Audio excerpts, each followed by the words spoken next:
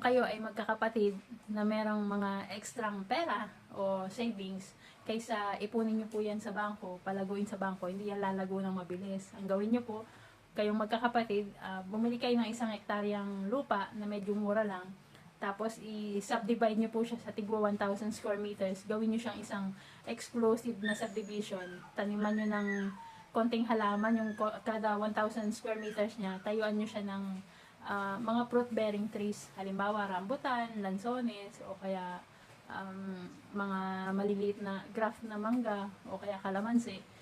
Konting develop lang naman po yung kailangan dyan. Sa tigwa 1,000 na square meters na gagawin nyo sa 1 hectare na yan, kikita po kayo na malaki kapag binenta nyo yan. So, halimbawa, kung nabili nyo yan ng 2 million lang, tapos dinevelop nyo ng konti, at nagkaroon ng konting pananim, tapos yun nga, naka-subdivide na siya. Yung pagkakabili nyo ng 2 million, baka yung 1,000 square meters na yan, pag napaganda nyo, maging 2 million yung bawat isa. So, yan. So, yan yung isang magandang technique kapag marami kayong magkakapatid na pwedeng magtayo ng isang o magsimula ng isang investment sa lupa.